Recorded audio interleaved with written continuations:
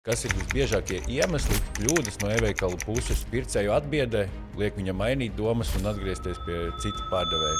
Vidēji 70% nāk no mobilajām ierīcēm. Trafiks, ja apmeklējuma fakti ir diezgan skaidri. Tie 70%, par ko mēs runājam. Tev fokusam jābūt uz klientu. Tev ir jāiepazīst ar klientu. Ja tu šausi uz aklo un vienkārši pieņemsi, ka kaut kas nostrādāja, kaut kas nē, tev diezgan ātri arī beigsies, manuprāt, tas bizness. Sveicināti! Šodien šajā podkāstā mēs runāsim par tēmu, kā tavs e-veikals var būt veiksmīgs 2026. gadā. Uz sarunu esmu aicinājis Artūru Laukmani. Viņš ir produktu attīstības vadītājs un e-komercijas speciālists ar vismaz 20 gadu pieredzi. Artūr, sākumā mazliet par tevi. Kāda ir tava pieredze e-komercijā un kā tu tajā nonāci? Jā, sveiks, Elva. Paldies, ka uzaicināji. Jā, par to pieredzi un kā es nonācu. Es domāju, stāstīt to garo versiju vai īso, bet es varbūt paiešu bišķiņu atpakaļ, kas jau ir 20 vairāk gadi, kad man pašam vēl bija 11 gadi. Tad tie pirmie eksperimenti, mēģinājumi laikam sākās e-komercijā, kur, ja mēs zinām, ir tāds Amazon, pasaulē labi zināms e-komercijas veikals platformā. Tad mani tā laika eksperimenti bija šo Amazon ieviest Latvijā, bet tādā ļoti primitīvā, vienkāršā veidā noreģistrēt domēnu Amazon Latvija, un tad ar šiem afiliēti, jeb partneru dažādiem materiāliem, linkiem, searchiem veidot, būvēt tādu Amazon kaut kādu kopiju vai kaut ko tādu. Protams, rezultāts bija graujošs, ne tajā labākajā nozīmē, bet tā bija tā mana pati pirmā pieredze vispār ar e-komercijām. Tas man arī lika saprast tajā brīdī to, ka tu vari uzbūvēt jebkādu projektu, bet lietas, ko arī šobrīd, apstākļus, ko aizmirst arī daudz mūsu klienti, ja tu kaut ko uztaisi, vienalga vai tas ir labs vai slikts, ar to nepietiek. Ja? Arī, ja tev ir ideāls e-veikals, nepietiek, ka viņš eksistē pats par sevi. Viņam ir nepieciešams šis trafiks, atpazīstamība, cilvēkiem ir jāzina par viņu, un viņiem ir jāienāk viņā, lai vispār kaut kas varētu notikt. Tā bija tā atziņa jau tajā laikā, un kura vēl lielam šobrīd arī nav mainījusies, kad ir jādomā kopumā vispār par to digitālo klātbūtni kā tādu.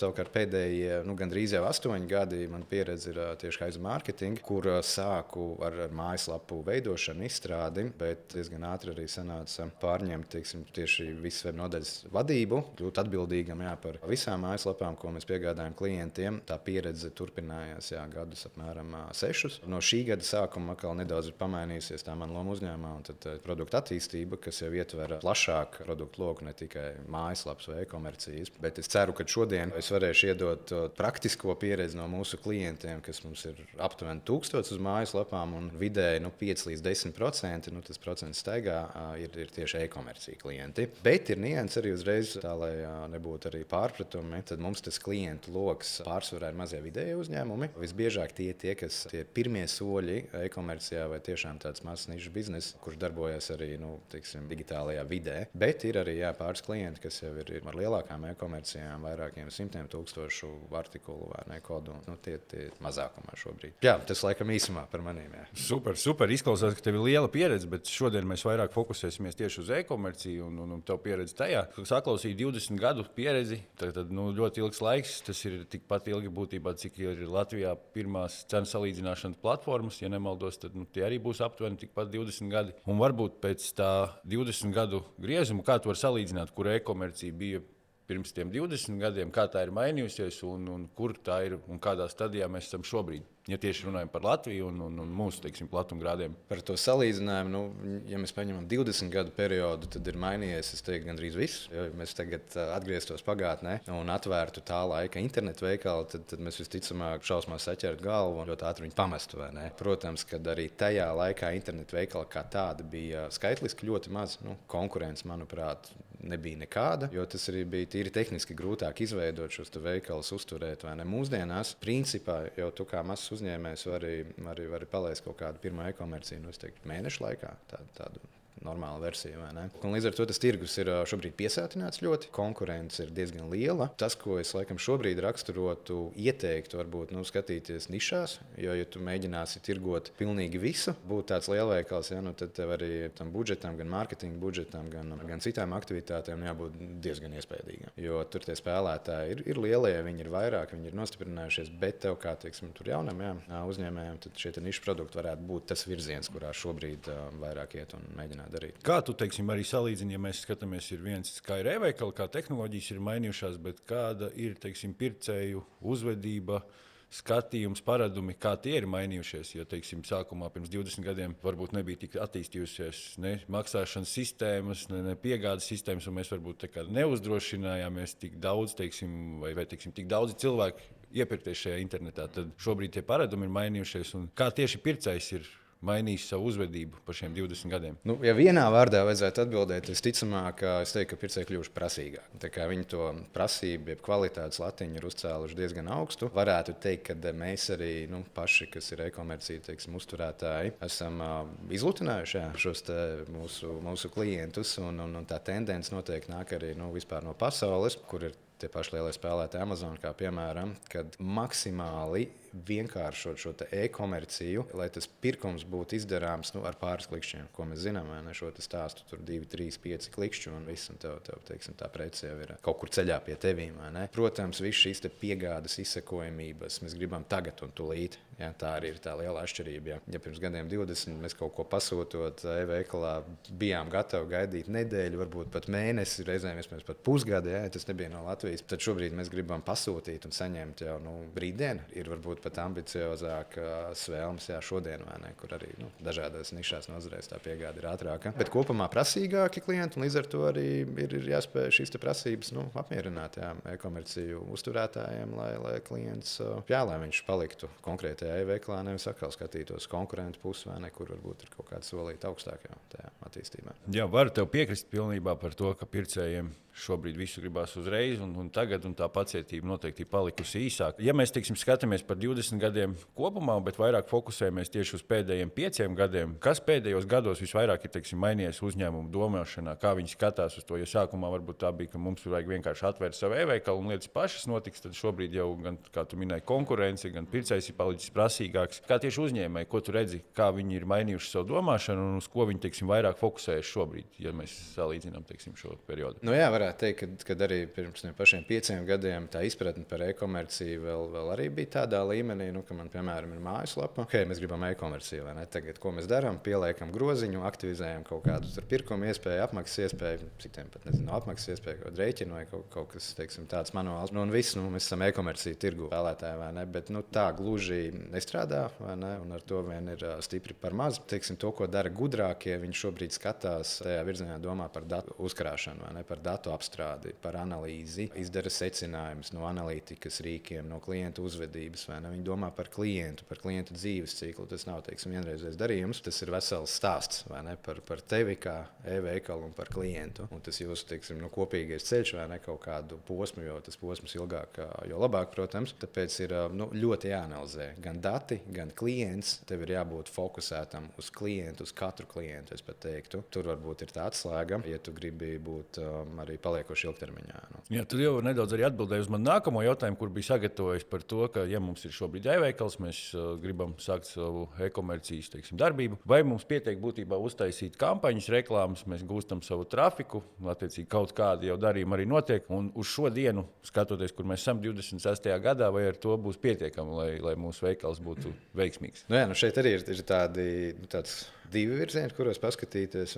Pirmais, ko es jau sākumā pieminēju, ko nevajag darīt, uztaisīt e-veikalu un cerēt, ka viss notiks pats no sevis. Un otrais atkal ir šis kampaņu virziens, jeb reklāmu virziens, kur tu pieminēji, uz ko arī visi fokusējās, meklēt dažādus veidus, kā sadzīt to trafiku, jeb apmeklētājus uz savu e-veikalu, kas it kā pēc būtības nav slikti, bet ir jādomā vēl bišķiņ solīts priekšu. Tajā brīdī, kad tu esi izveidojis tās pašas kampaņas, lai cilvēki nonāktu tavā e-veikalā, tev ir jāskatās, kā tu viņus sagaidīsi.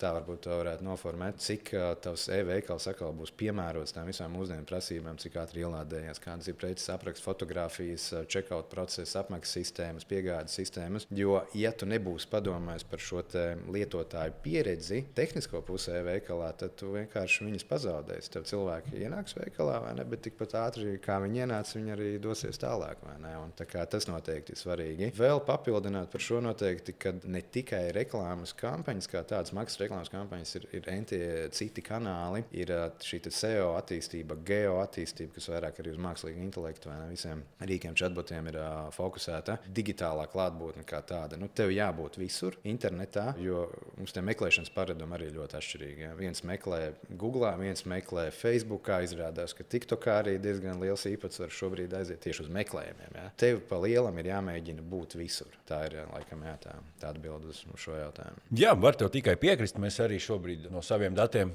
cenu eksperts cenu salīdzināšanas platformā redzam to, ka e-veikali par maz fokusējas uz tieši to momentu, kas notiek pēc šī klikšķa, kad klients ienāk mūsu e-veikalā. Fokusējamies tikai uz to, ka dabūt to trafiku, dabūt to klientu līdz savam e-veikalam. Pietrūkst tas, ka mēs par maz fokusējamies par to, kas notiks pēc tam ar šo klientu, kāda būs viņa šī pieredze. Kā tu teiktu, vai uzņēmumi šobrīd pārāk daudz varbūt konkurē ar cenu, lai iegūtu sev to trafiku, šo klientu, un par maz domā par piedāvājumu, par piegādēm, par to, cik saprotama, skaidra informācija ir nodrošināta pircējiem, ka mēs pārāk daudz vienkārši konkurējam ar šo cenu, dabūjam šo trafiku, bet ienākot par šīm durvīm, e-veikals nepārliecina, un pircējs atgriežas salīdzināšanas posmā un meklē citu pārdevēju. Par cenu noteikti var piekrist. Ja tavs biznesa stratēģija ir balstīta tikai uz to, ka man ir zemākā cena, ok, bet šī stratēģija būs ļoti riskanta, jo cena noteikti nebūs vienīgais faktors, pēc kurā potenciālais klients pieņems lēmumu izdarīt pirkumu. No otra aspekta arī, cik tu esi gatavs ilgi uzturēt šo zemāko cenu, ja? Jo tās arī ir sava veida izmaksas,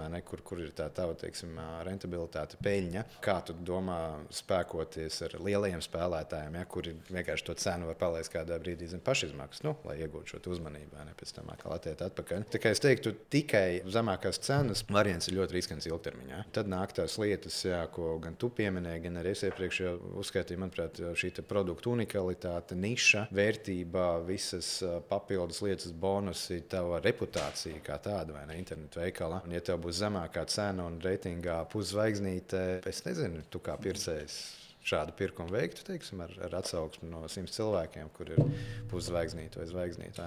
Liktu padomāt, gan jau, vai ne? Lūk, tā kā ir ļoti daudz apstākļi, kas jāliek kopā, un noteikti neiesaka tikai uz cenu fokusēties, jo atbilde ir tāda, ka tas diez vai būs veiksmīgs bizness ilgtermiņā. Jo īpaši, ja tu esi mazs spēlētājs. Piekrītu tev. Mēs datos redzam, cenu salīdzināšanas platformā attiecīgi cena ir noteikti faktors, tas iedos to iespēju mums tikt, īsajā kandidātu sarakstā, bet tas noteikti nebūs galvenais vai primārais iemesls, kāpēc mēs kaut ko nopirksim no kāda tirgotāja. Un es gribēju nedaudz vairāk pieskarties jau arī šim salīdzināšanas momentam, jo būtībā pēc teorijas visas ir sadalīts pircēja ceļš 3 posmos. Tad pirmā būs šī meklēšana, mēs saprotam, kuru produktu tieši mēs gribam pirkt. Tad būtu tā nākamā stadija salīdzināšanas fāze, kad mēs izvēlamies labākos, atbilstošākos pārdevējus, kas mūs uzrunā. Iespējams, tā ir cenu salīdzināšana, iespējams, tas ir Google meklētājs, mākslīgais intelekts vai cits kanāls. Trešais posms būtu lēmumu pieņemšana, kas jau notiek atkal šajos e-veikalos. Būtībā tad mums būtu pirmais mērķis tikt tajā īsajā sarakstā,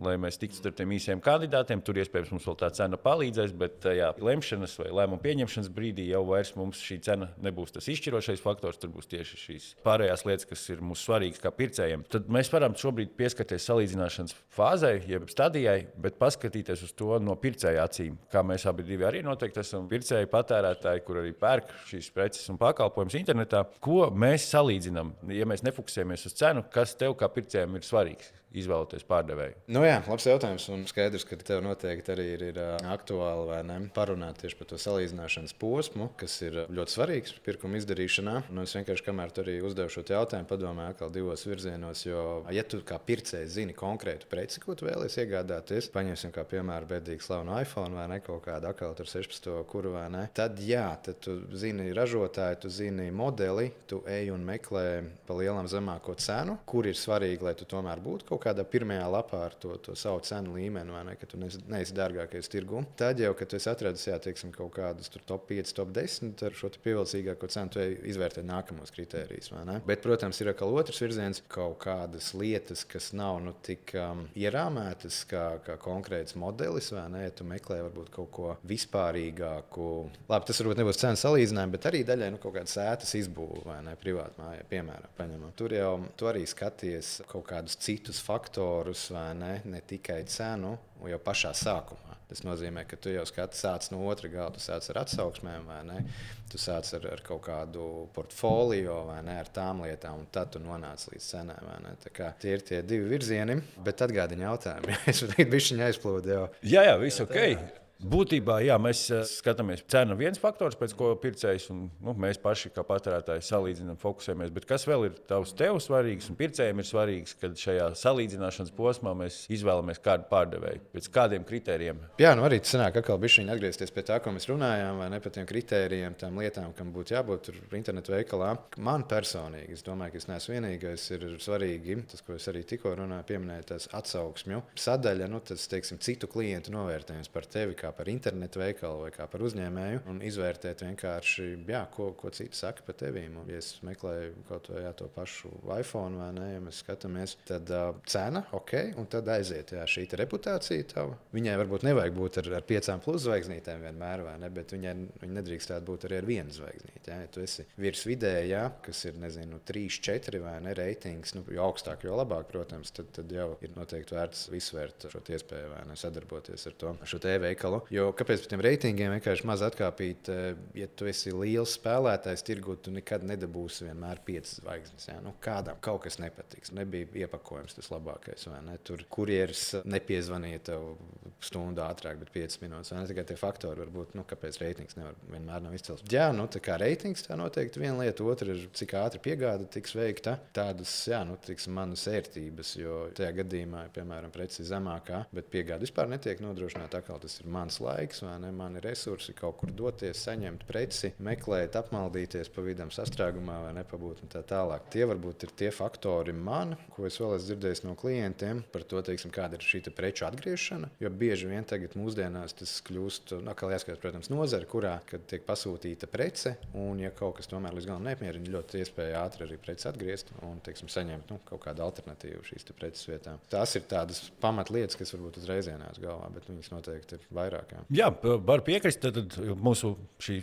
podkāstu tēma ir, kā tavs e-veikals var būt veiksmīgs. Un tāpat mēs varam attiecināt, kā var tavs e-veikals būt neveiksmīgs, ko darīt, attiecīgi, kāda ir tā formula. Atgriežoties uz iepriekšējiem jautājumiem, kur mēs fokusējamies uz to cenu, vai pareizāk sakot, par to, ka e-veikali pārāk daudz fokusējas uz cenu un automātiski domā, ka tas nozīmē pārdošanu un darījumus, bet tas tā nav. Kā mēs izrunājām, ka vairāk vajadzētu fokusēties e-veikaliem uz to, kas notiek pēc šī klikšķa, kad mēs esam ar cenu ieguvuši pircēja uzmanību. Tas noteikti arī iestriksim kopā ar manu nākamo jautājumu. Kurā brīdī, teiksim, pircējs sāk mainīt savas domas, vai kas ir visbiežākie iemesli, attiecīgi visbiežāk pieļautās kļūdas no e-veikala puses, kuras, teiksim, šo pircēju atbiedē, liek viņam mainīt domas un atgriezties pie cita pārdevēja? Jā, tas gan jau bišķi no tādas tehniskās puses var paskatīties, ņemot vērā to pieredzi uzkrāto ar mājaslapām kopumā. Arī e-veikaliem tā skaitā vienmēr ir kritiski tās pirmās sekundes. Kad tu atver kādu lapu, pirmkārt, cik ātri tu sagaidīsi, ja ieraudzīs to pirmo saturu, cik vispār tā lapa ātri atvērsies. Un, ja tās ir pāris sekundes, prasība diezgan augstas, 2, 3 sekundes, tad viss ir kārtībā. Ja tas jau iet pāri 3, 5 vai 10 sekundēm, tad jau šeit no lietotāja pieredzes ir diezgan liela iespējamība. Manuprāt, ja bija virs 3 sekundēm, kaut 70%, ja ne vairāk pamatlapa. Tas jau ir pirmais pats solis, kad tu nonāc e-veikalā. Tālākais ir tā lapas, teiksim, kvalitāte e-veikalā, cik viņi ir uzticamā, cik ātri ir iegūst šo pārliecību, ka tas e-veikals ir reāls vai ne, ka tas nav kaut kāds, teiksim, fake vai ne, kā mēs zinām, mūsdienās ir ļoti daudz gadījumu šeit krāpniecības, kur uztais e-veikals vai e-veikala līdziniekus. Līdz ar to pircēji ir diezgan modri, pēdējā laikā uzmanīgi skatās. Tev, protams, ir liels zināms brands vai ne, ar zināmu domēnu, tad šeit riski, protams, atkrīt, samazinās. Tās būtu tās lietas, kas var mainīt to manu lēmumu tajā brīdī, kad es ienāku tavā e-veikalā un ielāde ir lēna, dizains, pārredzamība, kvalitāte ir sarežģīta, nerada man uzticību. Beigās, ja es kaut kādā veidā nonāku līdz checkoutam vai ne, tad arī šis checkout, ja groza process, cik viņš ir saprotams, vai tur viss strādā, vai es varu norēķināties ar kredītkarti, vai man ir kaut kādu rēķinu jāgaida, jāapmaksā. Tās būtu, protams, atkal piegādā.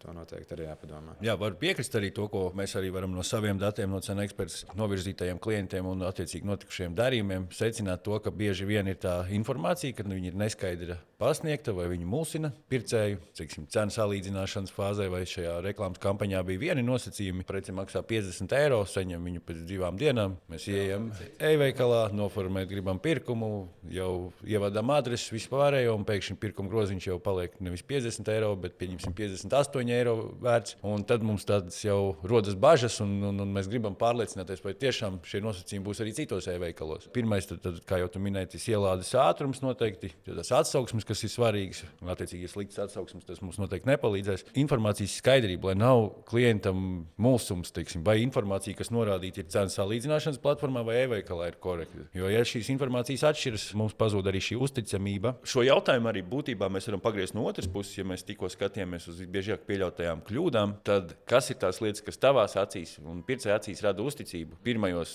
mirkļos, kad mēs esam ienākuši vai esam atvesti uz šo e-veikalu? Pagriežot otrādi, viņa atbildes ir tās pašas, kuras minēja, kam būtu jāpievērš uzmanību. Pirmajās sekundēs, protams, pat jautājumā ir iekļauts, vai ne tas vārds sekundēs, vai ne, tad atkal. Ja lapā ātri ielādējos, viss skaidri saprotam, man nav nekādu šaubu, aizdomu. Es saņēmu to, ko es esmu gaidījis arī pēc tam cenu ziņā pie kaut kādas apmaksas, vai ne? Nav šī vilšanās. Jā, laikam tas arī ir tas būtiskākais. Tad šobrīd arī mēs skatāmies uz to, ka atsauksmes, un tas ir tas, kas mums dod to uzticību un pārliecību par šo e-veikalu. Tad, ja mēs skatāmies to no pircēja atkal prizmas, tad cena ir tas, kas mums, teiksim, ļauj atlasīt šos kandidātus īsos, bet uzticība un, teiksim, pārliecība ir tas, kas mums, teiksim, pārliecina vai ļauj drošāk pieņemt to lēmumu par šo e-veikalu un par to, ka mēs gribam no viņiem iegādāties šo preci. Tad būtībā, ja mēs varētu salīdzināt, vai šodien uzvar agresīva cena vai skaidrs piedāvājums. Attiecīgi, prece ir par 20% lētāka, bet tur nav visa informācija norādīta, vai uzvarēs piedāvājums, kuram būs cena 20% dārgāk, bet skaidra piegāde, skaidra pieejamība. Redzu, ka pa 2,50 eiro saņemšu šo preci jau rītvakar vai aizparīt parkomātā, piemājas esošajā, un attiecīgi, kas uzvarēs šajā gadījumā? Vai man tomēr svarīgi ir iekonomēt uz preci 10 eiro, vai attiecīgi saņemt viņu pēc 2 dienām ātrāk un, kā saka, drošāk? Es domāju, ka uz šo jautājumu nav tāda viena atbilde, vai ne? Uzvarēs viens vai otrs variants, jo cilvēki ir dažādi, viņu paradumi, viņu vērtības ir dažādas, vai ne? Es gribētu teikt, ka mūsdienās tā sabiedrība tomēr, kas ir pircēja, vai ne, kļūst izglītotāka, prasīgāka attiecībā uz šīm kvalitātes lietām, uz šo drošību, un līdz ar to es teiktu, ka lielākā daļa, man vismaz tā gribētos domāt, izvēlēsies no šo piedāvājumu, kas ir daudz skaidrāks, saprotamāks, drošāks, vai ne? Nekā vienkārši zemāko cenu, vēl jau vairāk, ja tur būs kaut kādi punkti, lietas, kas man radīs šaubu vispār par šī piedāvājumu tādu realitāti, vai tas atkal nav kāds, vai ne, tur no krāpniecības gadījumiem, vai vienkārši, vai tā prece ir pietiekami kvalitatīva. Bet, protams, ir būs kaut kāds segments arī, kas ieraudzīs zemāko cenu, skries un grābs, un iespējams tieši tas arī ir vajadzīgs, jo viņi iegūs ļoti iespējams sliktu pieredzi pie šī zemākās cenas piedāvājuma, un nākamreiz viņi jau skatīsies to citādāk. Un tad būs tā izvēle kritīs arī viņiem par labu, vai ne, tam skaidriem piedāvājumam. Jā, tad, ja mēs vēl turpinām par uzticību, kas būs, teiksim, tās pirmās top 3 lielākās kļūdas vai to, kas to pircēju atbiedēs, kādas, teiksim, atsauksmes, ko tu tajās redzot, tev uzreiz pazūd uzticamība, un tu no viņiem noteikti nepirksi to preci ne tagad, ne iespējams arī nākotnē. Jā, atsauksmēs, protams, es redzu, kad preci netika piegādāta, vai ne, tad ir skaidrs, ka vairāk man jautājumu nav, vai ne, tādas atsauksmes arī ir vairākas un dominējošas. Jā, par atsauksmēm, tur jau arī redzi, katrs vērtē pēc sakaltās savas vērtības kāls. Vienam ir svarīgi, cik ātri piegādāja preci, otram svarīgi, kā viņi bija iepakota, varbūt trešajam, ar ko viņi piegādāja, vai ne, ar kādu kurjeru, vai tas bija pakomāts, vai pie durvīm atnesa viņi nolika. Es varbūt atbildētu tā, ka es ieteiktu izlasīt atsauksmes un tad izvērtēt, vai tas, kas tur ir rakstīts, sakrīt arī ar tām lietām, ko tu gribētu sagaidīt. Un ja tur ir kaut kas pilnīgi pretējs, tad visticamāk šis piedāvājums nebūs tas, ko tev vajag. Jā. Pretējais atkal jautājums, kas būs tās lietas atsauksmēs, kas tevi iedrošinās un pārliecinās, ja mēs, teiksim, pēc cenas mums viss apmierina, informāciju skaidri saprotam, gribam vienkārši pārliecināties, vai citi pircēji, kas saka, nav saskārušies ar nepatīkamu pieredzi un ka, teiksim, mēs esam gatavi uzticēties šim pārdevējam. Pirmkārt, kas man pārliecinās pašu pamats, ir tas, ka tās atsauksmes vispār ir. Ok, ja tu esi pilnīgi jauns zaļš internetu veikals vakar parādījies, vai ne, tur varbūt cits tās, nu, tā vienkārši fiziski nav bijis iespēja viņu savākt. Bet ja tu esi tirgo jau kaut kādu laiku un tev atsauksmes vienkārši nav,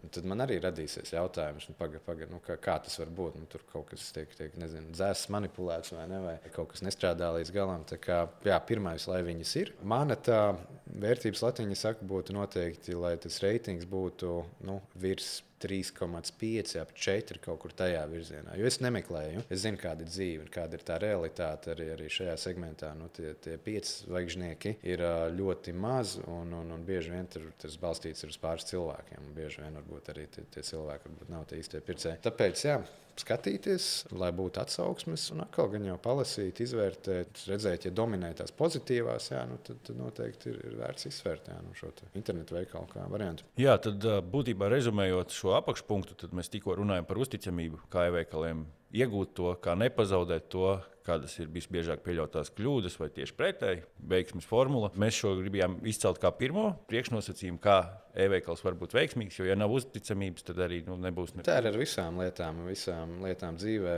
kad tev jau tā uzticamība ir svarīgs faktors arī sadarbībā biznesā vai arī draugu lokā. Noteikti viņi caurvījās vai ne visām iespējamām nišām, jo īpaši e-veikals, kur tu esi gatavs atstāt kaut kādu savu naudu vai daļu no saviem ienākumiem.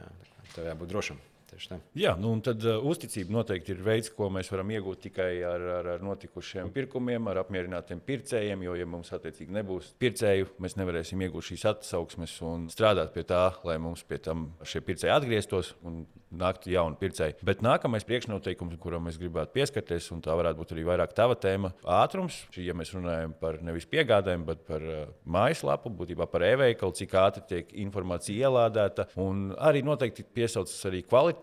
Ir redzami dažkārt e-veikali, noteikti, kas ir tuvāk tam, kā tie izskatījās pirms 20 gadiem, kad sākās tā pieredze e-komercijā, nevis mūsdienām, kā izskatās veiksmīgi e-veikali šodien. Tad tieši par ātrumu, cik sekundes e-veikalam šodien ir būtībā, lai tad e-veikala klients netiktu pazaudēts un viņš uzkavētos vismaz un turpinātu savu šo pirkšanas ceļu. Man liekas, es to jautājumu atbildēju jau pirms pāris minūtēm. Tad vēlreiz vienkārši nostiprināšu to savu atbildi, kad es teiktu, ka 3 sekundes ir tas kritiskais. Ja iet pāri 3 sekundēm, tad es teiktu vienkārši pati galvā atpakaļ tos faktus. Tad, manuprāt, tu zaudē ar katru sekundi vēl 20 līdz 30% no tiem apmeklētājiem. Ja? Tā kā ļoti strauji, tur pie 7 cik tur sekundēm, kas tev tur palicis vispār, kurš gaida vēl. Tā kā 3 sekundes ir tā zelta robeža, kas šobrīd tiek ievērota un ņemt vērā. Arī, protams, mobilajās ierīcēs turpat mans ieteikums būtu vēl nedaudz ātrāk, jo tur tie auditorija, kas nāk no mobilajām ierīcēm, ir vēl nepacietīgāki. Viņi grib vēl ātrāk, tagad tūlīt. Tieši tāpēc viņi nesēžās pie datora, bet uzreiz no mobilā arī skatās un meklē to, ko viņi vēlās. Par to ātrumu es varbūt to bišķiņu tādu saistītu tēmu varētu iedot, kad viens ir viss tā tehniskā puse ielāde, bet cilvēki arī pircēji grib ātri saņemt atbildes uz jautājumiem. Un šeit ir jāpadomā, tas ir klientu servis, vai varbūt tas esi tu pats kā veikala īpašnieks, ja viņš nav liels vai ne, kurš spēj ātri reaģēt gan uz e-pastiem, ja tādi pienāk, gan uz zvaniem, gan arī mūsdienās ir arī paudze, kas izvēlās komunicēt vairāk caur čatiem. Tev mājaslapā vai e-veiklā tad var būt šis online čats, kuram otrā galā ir kāda persona, kur iedod to ātru atbildi. Jo bieži vien līdz pirkumam pietrūks pavisam nedaudz, ir tikai viens jautājums. Un kamēr es kā pircējs neesmu saņēmis atbildi uz šo jautājumu, es vienkārši to pirkumu neveicu. Un tāpēc tas pie ātruma, tad vienkārši arī to komunikācijas ātrumu vēl pielikt. Lielisks punkts. Šim es gribēju pieskarties vēl sarunas gaitā nedaudz vēlāk. Tieši gribēju fokusēties vairāk uz šiem ielādes ātrumiem, uz e-veikala tehniskās puses, datiem, rādītājiem. Ja tu skaties uz e-komercijas tirgu ar savām acīm un savu redzējumu gan no klienta puses, gan no pircēja puses perspektīvas, vai un cik daudz, e-veikali ir pielāgoti vai attiecīgi nav pielāgoti tieši mobilajai pieredzei, jo, kā mēs redzam, tad dati vēl aizvien vairāk un vairāk mēs izmantojam telefonu ikdienas darbībām, un it īpaši iepērkoties, tas viss ir vēl ērtāk. Ar visām maksāšanas kaut kādiem metodēm, kad mums nav jāievada visi kartes dati, kad ir Google Pay, Apple Pay, viss, kā saka, ātri smuki notiek, tad kā tu skaties uz to tieši situāciju Latvijā, e-komercijā ar šīm tehniskajām lietām, vai platformas e-veikali ir pielāgoti mobilēm ierīcēm? Man šķiet, cik ir arī kaut kas pētīts tirgu un skatīts pēdējos 5 gados gados ir strauji uzlabojusies šī situācija. Arī lielie spēlētāji ir veikuši šo pielāgošanās procesu, un lieliem spēlētājiem tas ir ļoti liels investīcijas. Ja tev visu laiku ir bijis tur, teiksim, viens e-veikals ar tādu funkcionalitāti, kas ir fokusēts, piemēram, uz desktop jeb datoriem, un tev tagad tas viss ir jāsaliek mobilajā lietojamībā, tad tas ir tiešām diezgan pamatīgs darbs un pamatīgs investīcijas. Līdz ar to, ja tas segments ir sakustējies, vai ne, tad attiecīgi mazais segments ir vēl aktīvāks, jo viņiem to izdarīt ir ātrāk, lētāk, vienkāršāk. Manuprāt, šobrīd jau ir tas brīdis, kad tomēr visi apzinās, ka mums tie vidēji 70% nāk no mobilajām ierīcēm, trafiks, jeb apmeklējums. Globāli tas tie dati, es neskatīšos tur Latviju vai konkrēti nozari, bet globāli tie ir 70%, tad secinājums ir viens. Ja tu neesi mobilajā telefonā sasniedzams ērti, tad tu pazaudēji līdz pat 70% vai vairāk klientu. Protams, vienmēr ir kāds, kas izceļās, kāds izņēmums, kurš paliek pie pozīcijas, kad viņam varbūt tas nav vajadzīgs. Te pat īsti nav jēga diskusijai ar šādiem gadījumiem, jo es esmu cilvēks, kurš arī balstās uz datiem, uz faktiem, tomēr mēģina izdarīt tos secinājumus, lēmumus. Kā jau es minēju, fakti ir diezgan skaidri. Ja tie 70%, par ko mēs runājam? Tas, man liekas, ir viens no must-have, jeb obligātajām prasībām lietām, bez kuras tu īsti pat nevari startēt normāli tajā biznesā, e-komercijā. Lieliski atbild. Un tad, ja mēs pieskārāmies uzticamībai, pieskārāmies e-veikala ielādes ātrumiem un par to, ka šis e-veikals ir pielāgots lietošanai no mobilajām ierīcēm, nākamais punkts, uz kuru gribēju paskatīties, ir, ko tu jau pieminēji ievadā, aprakstot to, kā e-komercija ir attīstījusies 20 gadu garumā. Minēji par datiem, to, ka e-veikali vairāk koncentrēs un izmanto tos, un tad kādi dati, teiksim, ir obligāti jebkuram e-veikalam šobrīd, uz kuriem vajadzētu fokusēties, un bez tiem veiksmīgs e-veikals šobrīd nevar pastāvēt. Par datiem ir labs jautājums. Tev arī noteikti ir daudz ko teikt, ņemot vērā, kad pārstāvot vai arī tu salīdzinājumu, teiksim, vienu no platformām, kur viss tiek balstīts uz datiem, vai ne, cik viņi ir tomēr nozīmīgi, svarīgi. Atkal bišķiņi attieši plašāk, arī ne tikai e-komercijām, bet vispār internetā dažādiem projektiem, mājaslapām. Ir skaidrs, ka šobrīd ir tas datu laikmets, ir strukturēto datu laikmets, un kāpēc? Tāpēc, ka ļoti aktīvi šos datus izmanto arī mākslīgais intelekts. Tā prasība pēc datu struktūrētības ir pieaugusi, es teiktu, 10 reižu. Tas ļoti labi arī parādās e-komercijas vidē, kur mēs bieži vien gribam padalīties ar šiem datiem, ar dažādiem reizēm arī piegādātājiem. Piegādātāji ir mums, ar platformām, salīdzinājumiem, ar savām iekšējām sistēmām. Par to ir jādomā tiešām ļoti nopietni, lai dati būtu strukturēti, un varbūt, ja kādam īsti nav izpratni par to, ko nozīmē strukturēti dati, ļoti vienkārši pasakot, ka visu nevar samest vienā aprakstu laukā, piemēram, vai ne, kad man ir prece, un tur viņa maksā tik, un ir tas, un ir viņa zaļa, sarkana, un liela, maza un tā tālāk, bet tev ir jāveido katrai no šīm vienībām, teiksim, šis savs datu lauks, vai ne, kuru pēc tam tad arī tu vari izmantot pats un var saprast, ja arī Google un AI roboti. Par tiem datiem kā tādiem, tāda īsa atbilde, jo vairāk, jo labāk, un jo precīzāk, jo patiesāk, jo labāk, jo tas jo vairāk, jo labāk nestrādās, tad, ja tur būs salikts kaut kādas lietas, kas neatbilst patiesībai. Jā, kaut kā tā, bet varbūt tev arī ir viedoklis par datiem, pieredze balstīts. Jā, noteikti ir. Protams, tie dati un tie rādītāji ir dažādi, gan no mārketinga prizmas skatoties, gan vienkārši. Sāksim ar to, ka es uzteiktu, ka pats primārais būtu konversija, kad to, ko mēs redzam, ka trafiks ir svarīgs, bet ja mums nav pietiekami augsta konversija, tad tas pa lielam ir bezjēdzīgi audzēt šo trafiku, mākslīgi viņu palielināt. Attiecīgi, ja mums nenotiek šīs pārdošanas vai viņas nav pietiekamas, tas nenozīmē visbiežāk, ka mums ir slikts trafiks, mums tieši ir slikta konversija. Tad es teiktu, šis ir noteikti viens no pirmajiem rādītājiem, kur ir tas moments vai posms, kurā pircējs maina domas, kurā mēs viņam zaudējam šo uzticamību, kā mēs runājam sākumā. Arī daži citi dati, bet runājot par šiem datiem arī, ja mums nav par konkrētām precēm vai par konkrētu periodu dati, tad mums arī grūti ko optimizēt un eksperimentēt, teiksim. Kaut vai no cenu salīdzināšanas prizmas skatoties, ir produkti, kas pārdodas, ir produkti, kas nepārdodas. Mums ir dati par, teiksim, ceturksni, mēs nākamajā ceturksnī pamainām bildes, pamainām aprakstus, pamainām cenu, iespējams iekļaujam cenā piegādes maksu un atspoguļojam to, ka piegāde ir bez maksas. Dažādām metodēm mēs varam tad salīdzināt atkal nākamajā ceturksnī šo darbību rezultātus un izdarīt secinājumus, vai labāk strādāja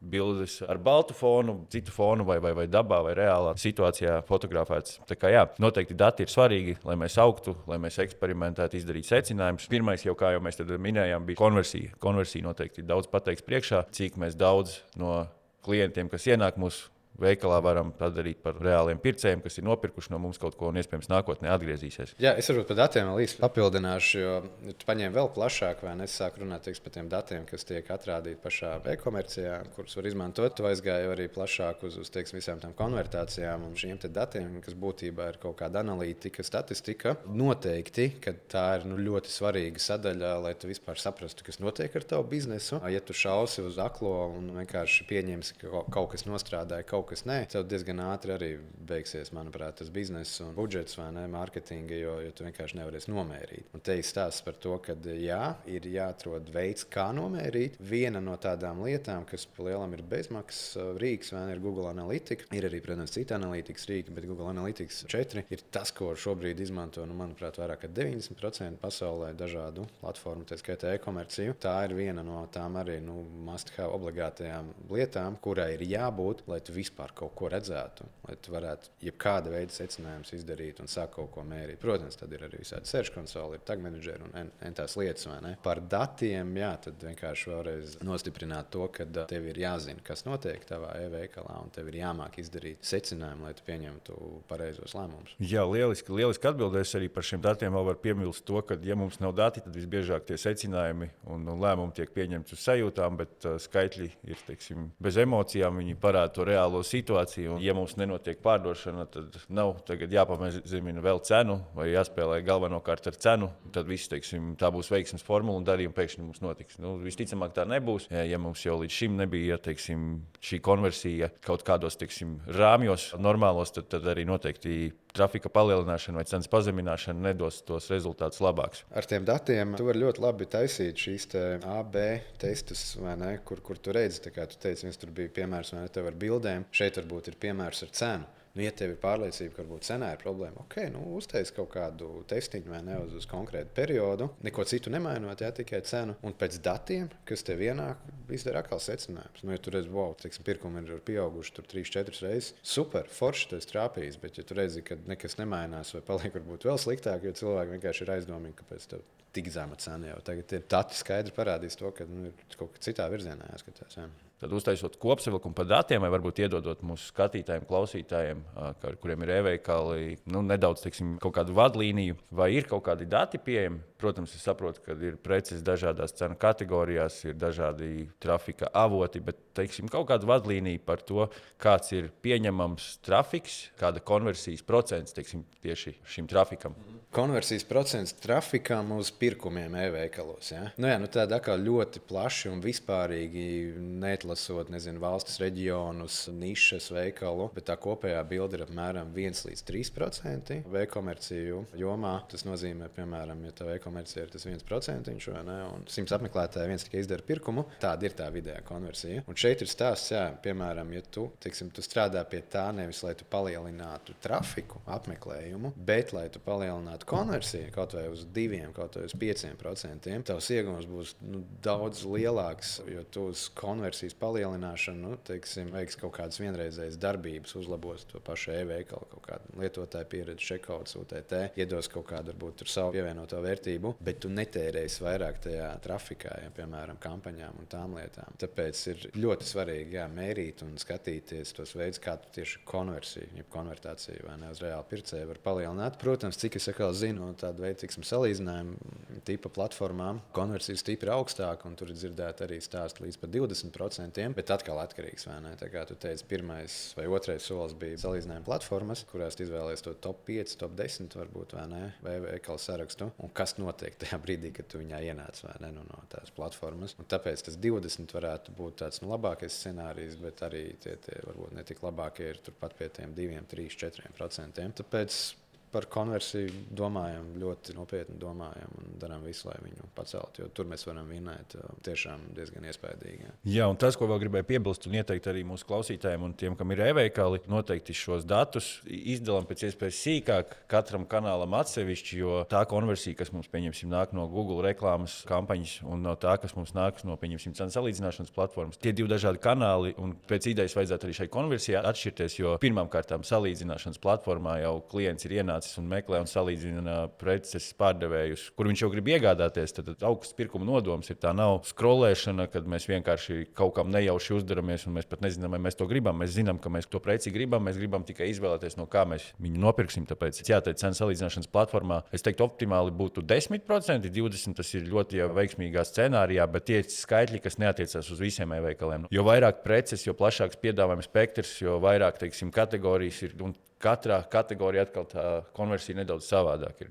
Kā jau minēju, ja prece maksā, pieņemsim, zem 1 eiro, tad es pieņemu, tā konversija būs augstāka pret to preci, kurai, teiksim, ir cena 1000, pieņemsim, eiro, ja mums vajadzēs vairākas reizes nomērīt un vienreiz nogriezt. Tu pieminēji ļoti labu punktu, kas man vienkārši aizķērās uzreiz, kad iemācīties nodalīt tos kanālus un skatīties, no kurienes tev nāk, kā konvertējas kurš kanāls, jo tie biznesi ir ļoti dažādi un ka e-komercijas arī ir ļoti dažādas nišas. Un vienam, piemēram, strādā super Google kampaņas, jā, viņš laiž un tērē naudu, viņš redz, ka tur konvertējās viss uz urā. Citam ir pilnīgi kaut kas cits, viņš Facebookā, nezinu, liek postus vai ne, un trešais izdomājas TikTokā vai ne video filmēt, un viņš tādā veidā tos klientus dabūt. Vienkārši kāpēc ir svarīgi? Pirmkārt, tu vari vairāk likt akcentu uz to, kas strādā, savu enerģiju vairāk, vai ne, arī turbūt ieguldīties tur vairāk. Un otrs, tu arī redzi, ko tu vari uzlabot pie tiem kanāliem, kas, varbūt nedarbojās tik labi. Noteikti nodalām un skatāmies, jā, no kurienes kas nāk un kā konvertējas. Super, es domāju, par datiem tas būs arī šodienai, teiksim,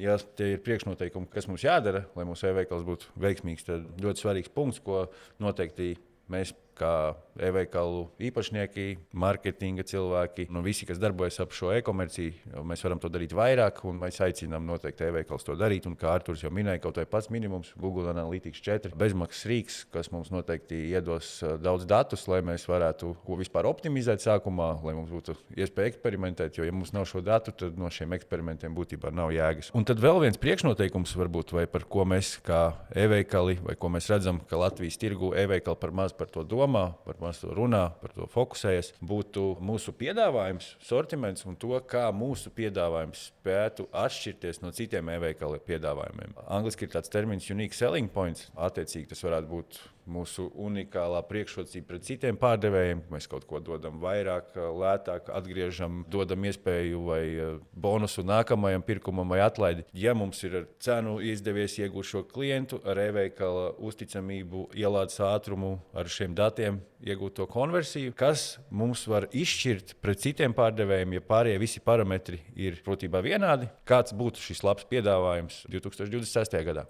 Laikam viena no tādām lietām būtu klientu servis, kuru varētu pieminēt. Kā jau es arī minēju iepriekš, tas var būt viena cilvēka sastāvā mazākiem veikaliem, un tas var būt arī vairāku cilvēku komanda lielākiem. Tas arī sasaucās kopā ar šo komunikāciju ātrumu, jo ir svarīgi, cik ātri tu komunicē, kā tu komunicē ar savu klientu, sākot to, vai tu vispār ar viņu komunicē vai ne, un kā tu arī turpini komunicēt pēc, teiksim, pirkumiem, vai ne, ir kaut kādas automatizācijas, ir tās lietas, bet tomēr tev, šī komunikācija caurvīja pilnīgi visu dzīves ciklu ar tavu klientu. Un pie komunikācijas viena no sastāvdaļām noteikti ir šis klientu servis. Viņš var būt dažādi izmēri, bet tas tev tikai iedos teiksim, kaut kādu leverage, pārākumu attiecībā pret pārējiem, kas darbojās bez tāda klientu servisa. Jā, tas laikam būtu tāda mana ideja, doma. Jā, varu piekrist to, ko arī mēs esam saskārušies, ka vairākiem e-veikaliem būtībā nav šāds klientu servis. Dažreiz pat šie kontakti ir slēpti un tu būtībā gribi ko precizēt, sazināties. Nav šīs komunikācijas, vai viņi ir nepatīkama, vai arī mums ir ļoti ilgi jāgaida līdz šai atbildē. Mēs uzdodam jautājumu par mūsu interesējošu preci, ko būtībā gribam iegādāties, bet atbildi saņemam pēc nedēļas. Tad arī šīs varbūt kaut kādā veidā mums liek mainīt domas, atgrūž no šīs iegādes, jo šī pieredze, vienkārši komunikācija, mēs kā pircēji pērkam no cilvēkiem būtībā, lai gan internetā tas tā varbūt tik bieži nestrādā. Šajā tieši klienta servisa fāzē mēs noteikti varam iegūt un ilgtermiņā noturēt šo klientu. Jo, ja mums šīs komunikācijas nav ar viņiem, ar šiem pircējiem, tad iespējams arī viņi neatgriezīsies pie mums nākotnē. Atgriežoties par to labo piedāvājumu, šo jautājumu gribēju pozicionēt nedaudz savādāk. Ja mēs esam jauns, mazs e-veikals, mums ir vēl jāiegūst uzticamība. Ielādes ātrums mēs esam nodrošinājuši pieklājīgus, teiksim, zem 3 sekundēm, kā dati mums rāda. Sekojam līdz konversijai visam pārējiem, bet kā mūsu piedāvājums, kā mazam e-veikalam, labi, klienta servis viens, bet kā mēs vēl varam izcelties tirgu, kāds mums varētu būt šīs priekšrocības salīdzinot ar citiem e-veikaliem tirgu? Kādas vēl priekšrocības salīdzinot?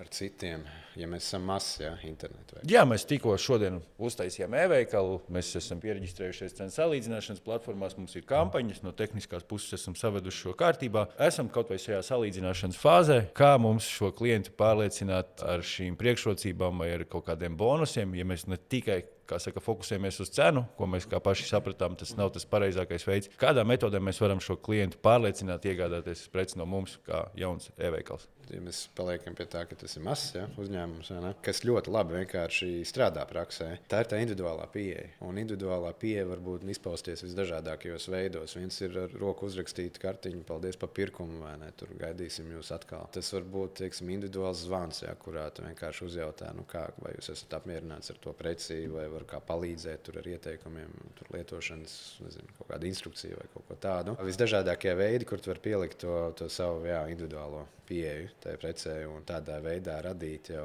patīkamas emocijas ap šo tavu brendu, ap tavu preci. Tas vienkārši strādā. Ne visām nišām tas var izdoties. Jā, laikam tas būtu tāds mans ieteikums no pieredzes, kas vienkārši redzams, ka darbojas. Jā, lieliski atbilde. Noteikti šī individuālā pieeja. Mums ir iespēja katram pircējam veltīt vairāk laika, vairāk uzmanības, jo mums nenāk dienā visticamāk tūkstošiem pasūtījumi vai e-pasti vai zvani vai pieprasījumi. Attiecīgi mums tad ir arī laiks kvalitatīvi apstrādāt un parūpēties par katru šo pircēju. Vēl noteikti varētu pievienot pāris punktus. Noteikti mums būtu iespēja nodrošināt, vai iespējams, ja mums šīs preces ir fiziski uz vietas, pieejamību, labāku, ātrāku piegādi, ātrāku servisu, ātrāk atbildi, kā jau tad atgriežoties un pievienojoties tevis teiktajam. Tad noteikti varam padomāt par šī pieejamību, bet noteikti sākumā mēs varam atkal atgriezties uz to, ko minējām podkāsta ievadā, par to, ka ir jābūt skaidrai, saprotamai informācijai, lai nav nekādu mulsumu. Ja informācija nav norādīta, tas noteikti mums spēlēs pa sliktu. Tā kā labāk norādam viņu, lai vai kāda tā ir, teiksim, ilgāka piegāde vai dārgāka piegāde, bet labāk, lai viņi tur ir norādīta, nekā nav vispār. Noslēdzot, teiksim, šo nodaļu, tad mēs būsim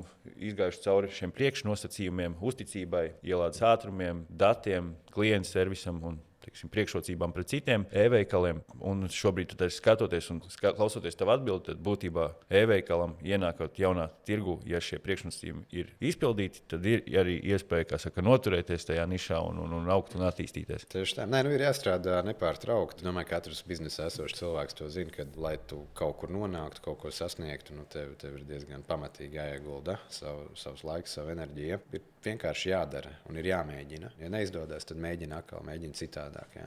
Kaut kādā brīdī izdosies. Mēs jau lēnām arī virzamies uz noslēgumu, uz šīs epizodes izskaņu, bet gribēju arī pajautāt, skatījāmies un klausījāmies, ko tu minēji par to, ka tev ir 20 gadu pieredze, par to, kā e-komercija ir attīstījušies šajos 20 gados. Jautājums būs, kā tu redzi, kā šī nozare attīstīsies, teiksim, tuvākajos 3-5 gados? Kādi būs galvenie konkurences faktori un teiksim, vai būs kādi no šiem punktiem, kas kļūs vēl svarīgāki, vai tieši pretēji, kas vairs nebūs aktuāli mums kā pircējiem un e-komercijā kopumā? Es laikam paņemšu vienu no lietām, kas jau arī tika pieminēta, kuras arī ne tikai ar e-komerciju, bet vispār kontekstā mēs visi redzam, kad attīstās. Un te ir stāsts par mākslīgu intelektu, vai ne? Un mākslīgais intelekts izklausās forši, kādam varbūt šis vārds jau izraisa pilnīgi pretējas emocijas, jo tiek lietots pārāk bieži. Tam pamatā mūsu gadījumā, mūsu tēmas gadījumā e-komercijas ir dati. Cik viņi ir precīzi, cik viņi ir strukturēti, cik viņi ir daudz, cik viņi ir pieejami, kā viņi ir attēloti un tā tālāk. Tā kā vienā vārdā, es teiktu dati, vairāk strādāt ar to savu zīmolu. Jo šobrīdējās tendences arī ir tādas, ka bieži vien sabiedrība pircējs izvēlas saistīt to savu ikdienu iepirkumu ziņā ar kādu konkrētu zīmolu. Viņš varbūt vairs neskatās tik daudz visādas nianses, bet viņš zina, ka šis zīmols strādā ar tādām vērtībām, sniedz tādu kvalitātes, tādu konkrētu līmeņu, teiksim, kvalitāti servisā, piegādēs un tajās lietās. Un līdz ar to tad, aktīvāk pozicionēt šo savu brendu, savu preču zīmi, savu zīmolu. Un ap to arī audzēt visu to biznesu. Arī strādāt, teiksim, tajā digitālajā atrodamībā, tieši ar zīmolu. Jā, varu piekrist, un to, ko gribu vēl papildināt no savas puses, noteikti būs šie dati, kas vienmēr ir bijuši svarīgi, bet ja mēs tieši runājam varbūt ne tik ļoti par konversijas datiem, bet datiem par mūsu precēm, par mūsu piedāvājumiem, kas tiek atspoguļot dažādās, teiksim, gan platformās, gan kanālos. Viens noteikti aspekts būs svarīgs, kā jau visi esam noteikti dzirdējuši, Google Shopping ienāks Latvijā. Attiecīgi tas nedaudz pamainīs šīs kampaņas veidus, kā preces tiek atrādītas šajās kampaņās, un arī Google, jeb Google Shopping ir ļoti svarīgi mūsu datu kvalitāte. Tad,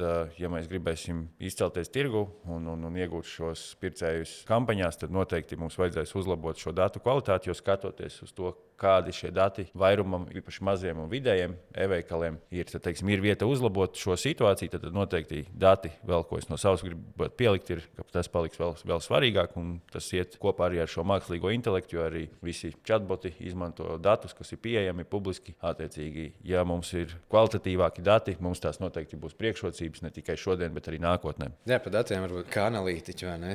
Saka, bieži vien tā augstākā pilotāža ir tāda, ka tu no datiem, ar datu palīdzību esi sapratis klientu vajadzību, pirms viņš pats vēl vispār to ir apzinājies. Mūsdienās tie dati ir ievācami arī par klientu, īpaši, ja viņš jau tev ir tavā bāzē, vai ne? Tu jau viņam vari sagatavot un dot to, ko viņš kaut kad gribēs, bet vēl viņš pat nebija tajā brīdī sapratis, ka viņam to vajag vai ka viņš to gribēs. Jā. Tas arī viss no datiem nāk. Jā, var piekrist, arī šo lasīju. Manuprāt, arī viens no top 2, top 3 Baltijā esošiem lielveikaliem, e-veikaliem, pareizāk sakot, arī bija minējuši to, ka ar mākslīgo intelektu viņiem ir iespējams prognozēt šo uzvedību, pārdošanas apjomus, cik, teiksim, nepieciešams ir iepirkt jau laicīgi šo preci produkciju, ņemot vērā uzvedību pircēju, teiksim, iepriekšējos periodos. Un, ja mums šie dati ir, tad mēs viņus noteikti varam ar mākslīgo intelektu izmantot, lai prognozētu arī, teiksim, nākamo periodu. Ja mums viņi nav, tad mums arī nav iespējas tādu rīku izmantot. Bet, ja mēs šobrīd jau gribētu likt punktu, mēs arī liekam būtībā punktu mūsu podkāstam. Gribēju vienkārši pajautāt tev vienu lietu, ko e-veikaliem vajadzētu darīt šobrīd, lai viņi būtu veiksmīgi 2026. gadā. Vai, teiksim, kas ir pati svarīgākā, ko tu ieteiktu sākt? Un otra lieta, ko noteikti pārstāt darīt vai nedarīt vispār, ja mēs gribam, lai mūsu e-veikals būtu veiksmīgs. Jā, ko darīt? Laikam jau mēs vairāk vai mazāk ik pa laikam atgriežamies pie tā paša. Mūsu sarunā mēģināt ieviest ikdienā vairāk tomēr šo mākslīgo intelektu, kurš tad strādās ar šiem datiem, kurus tev vajadzētu ievākt vai ne, kā e-veikalā. Īpašniekam, uzturētājam būtu soli priekšā līdz ar to pārējiem, un ar to pašu mākslīgo intelektu arī var daudz ko automatizēt. Ne tikai paredzēt, ne tikai aprēķināt, bet automatizēt. Tādā veidā būt nedaudz labāks par pārējiem. Tas arī fokus, kā jūs teicat, viens bija tas individuālais pieejams, bet jebkurā gadījumā tev fokusam jābūt uz klientu, jo klients ir tas, kurš tev maksā naudu, un tev ir jāiepazīst savus klientus. Jo labāk tu to izdarīsi, jo labāk būs gan tev, gan tavam klientam. Tiešām te ir viss svarīgs iepriekš minētais, arī komunikācija tā skaitā. Tev ir jāmāk komunicēt ar savu klientu tā, kad viņam varbūt tas nav pārāk uzbāzīgi vai arī viņš nejūtās aizmirsts. Jā, tikai ar fokusu uz klientu tu ilgtermiņā tās savas pozīcijas varēsi attīstīt un kļūt lielāks, jo, ja tev klients nebūs svarīgs, tad arī tavs biznesa beigsies diezgan ātri. Es arī varētu vienu ieteikumu ieteikt e-veikaliem. Tad vispirms, ja mums vēl nav uzstādām Google Analytics, lai mēs varētu sekot līdzi mūsu konversijai un attiecīgi pēc tam to uzlabot. Otrs ir noteikti ieteikums vēl, kaut gan aicināt tikai vienu teikt, ir eksperimentēt, lai mums būtu iespēja salīdzināt, kas strādā, kas nestrādā un kur, teiksim, šie rezultāti uzlabojas, ko pamainot. Jo tas ir bildes, aprakstī, padomājot par šīm priekšrocībām pret citiem pārdevējiem. Tāpat arī minot par klientu servisu. Noteikti arī mākslīgais intelekts palīdzēs šo funkciju pildīt, vai tas būtu chatbots, vai tie būtu automātiskās e-pastu atbildes, un es pieļauju arī nākotnē, tas varētu būt tikpat labi arī ar telefonu zvaniem. Tieši tā. Tas nemaz nav tik tālā nākotnē. Jā. Tā kā noteikti tas varētu arī to lauciņu mums paņemt, tā kā noteikti mākslīgais intelekts būs kaut kas tāds, ar ko mums vajadzēs draudzēties. Ko mums vajadzētu pārtraukt darīt? Tas no manas puses būtu noteikti dedzināt akli budžetus, palielinot trafiku, nesakojot līdzi šai konversijai, attiecīgi fokusējoties tikai uz to. Un otrs iemesls noteikti būtu konkurēt tikai ar cenu. To mums noteikti nevajadzētu. Tas varbūt sākumā mums var iedot kaut kādas priekšrocības, bet ja mēs nefokusējamies uz to, kas notiek pēc klikšķa, pēc tam, kad mūsu pircējs ir ievests šajā e-veikalā un kāda ir viņa pieredze tālāk, tad būtībā mēs varam arī nefokusēties uz šī trafiku palielināšanu. Tā varbūt tev var tur vēl ko piebilst. Ne, es tev drīzāk piekritīšu tajā pēdējā jautājumā, ko nedarīt. Tiešām, mīļi aicinu beigt dedzināt to naudu vai ne kampaņās, jo īpaši tad, ja jūs nevarat nomērīt to rezultātu. Jo man tiešām ir žēl. Mums arī ir bijuši klienti, kur atnāk, teiksim, to savu iepriekšējo pieredzi, parāda, teiksim, tos kampaņu izdevumus, budžetus vai ne, un rezultātus. Tiešām tad sajūt, ka tā nauda ir izmest vējā. Kampaņa pati pa sevīm arī vēl negarantē to, ka tev tas bizness izaug. Ir jāvērtē viss tā konvertācija un tas, kur tā kampaņa aizsūta, vai ne, tā vieta mājaslapā e-komercija. Jā, laikam tas arī viss. Un, jā, paldies, Elvi, par sarunu. Cerams, ka kādam kaut ko varbūt arī jaunu pastāstījām, kaut ko noderīgu. Arī piekrītu tavai frāzē, vai ne, kad nevajag baidīties eksperimentēt, vajag iet un darīt. Tikai tad mēs paši caur savu personīgo pieredzi sapratīsim, kas strādā, kas nestrādā un ko mēs varam darīt labāk. Tā kā, jā, novēlu visiem veiksmi un izdošanās. Super. Liels paldies tev, Artur, par to laiku, par zināšanu, pieredzi, par kur padalījies. Noteikti bija interesanti visiem mūsu klausītājiem. Noteikti šis nav pēdējais podcasts. Mēs noteikti vēl parunāsim par e-komerciju, par Google Shopping ads, par datiem, par visu pārējo. Tā kā tiekamies kādā nākamajā epizodē. Un paldies visiem, ka jūs skatījāties. Ceru, ka bija interesanti, noderīgi un tiekamies nākamreiz.